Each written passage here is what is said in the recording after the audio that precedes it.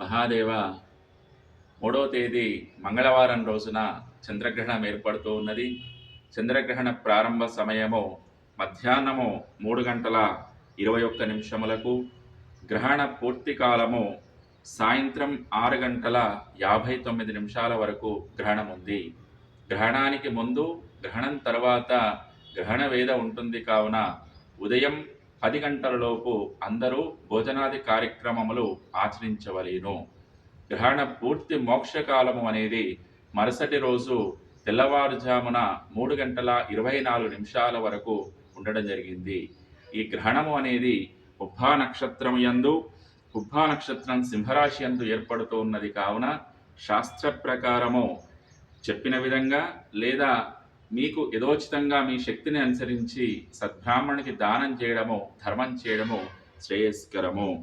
ఇదే విధంగా గ్రహణ సమయం లోపల గర్భిణీ స్త్రీలు సైన్స్ పరంగా మరియు శాస్త్రపరంగా జాగ్రత్తలు తీసుకోవడం అనేది చాలా అవసరము అని తెలియజేయడం జరిగినది.